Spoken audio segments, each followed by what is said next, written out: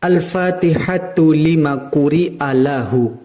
Fatihah itu tergantung untuk apa membacanya. Maka dari itu Fatihah mampu digunakan untuk kepentingan beribadah suami istri. Dapat digunakan untuk yuqawwi dzakari, yaitu menguatkan zakar. Tinggal tergantung bagaimana caranya sehingga zakar Anda mampu berdiri tegak layaknya besi karena kenikmatan duniawi dalam rumah tangga, yaitu bersatunya antara keperkasaan seorang suami dan kepuasan seorang istri. Pada kesempatan kali ini kita akan membahas tentang fadilah Fatihah. Banyak sekali manfaat yang terkandung dalam surah Fatihah. Juga banyak sekali fadilah-fadilah yang terdapat dalam surah Al-Fatihah. Namun banyak pula yang tidak mengetahui apa khasiat dan bagaimana tata cara menggunakan surah Al-Fatihah. Termasuk dapat membuat para suami tahan dan membuat istri bahagia banjir berkali-kali dengan surah Fatihah. Surah Fatihah juga dikenal dengan Ummul Kitab. Adalah surah pertama dalam Al-Quran yang terdiri atas 7 ayat. Ibnul Arabi dalam kitabnya Al-Futuhatul Makkiyah menyatakan bahawa pembuka surah Fatihah dimulai dengan bacaan Bismillahirrahmanirrahim. Tentu banyak sekali keistimewaan yang terkandung dalam surah Al-Fatihah. Salah satunya yaitu mengandung 7 ayat pujian yang dibaca berulang-ulang.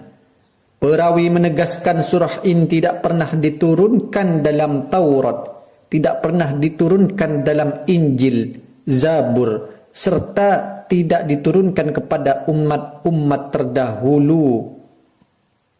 Dan juga bahkan di dalam Al-Quran hanya ada satu surah yang seperti ini. Tidak ada yang sama.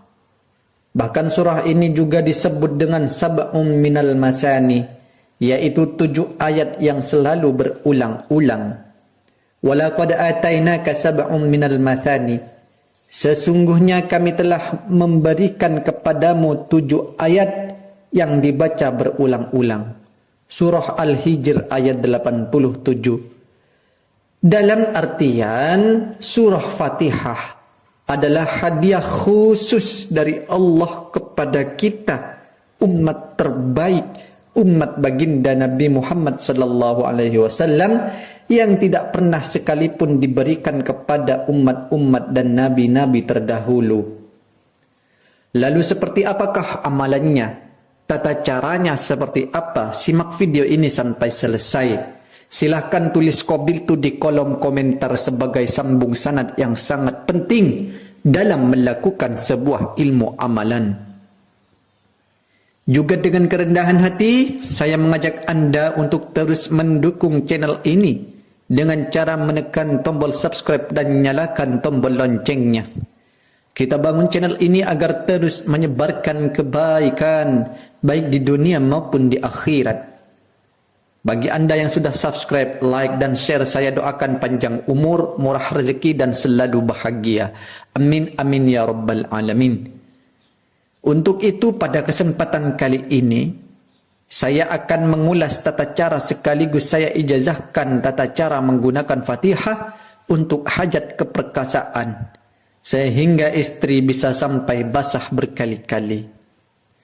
Pertama, Anda kirimkan Fatihah 1 kali kepada Nabi Muhammad. Yang kedua adalah kepada Syekh Abdul Qadir Jailani. Kemudian yang ketiga, Fatihah Anda niatkan untuk menguatkan zakar Anda. Lalu Anda baca Iyyaka na'budu wa iyyaka nasta'in sebanyak 3 kali sambil Anda menahan nafas.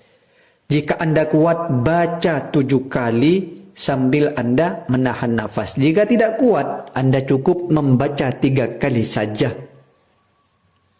Kemudian sahabatku, letakkan sebotol air di hadapan Anda. Setelah Anda membaca, kemudian tiupkan pada sebotol air tadi. Niatkan untuk menguatkan zakar yang Anda miliki. Setelah itu, ketika Anda hendak beribadah dengan istri Anda bisa meminum air tersebut sebanyak-banyaknya. Dan jika di pertengahan Anda merasa kurang kuat, berhenti dulu, kemudian minum lagi. Maka Anda akan mendapatkan kekuatan yang berlipat-lipat yang sangat luar biasa. Sehingga dengan begini, istri Anda akan memiliki kebahagiaan yang tiada tara. Sehingga dengan begini, ia akan tunduk dan patuh pada Anda, menyebabkan keharmonisan dalam sebuah rumah tangga. Demikian sahabatku amalan yang dapat saya sampaikan pada kesempatan kali ini. Semoga membawa barakah dan manfaat bagi kita semua. Wassalamualaikum warahmatullahi wabarakatuh.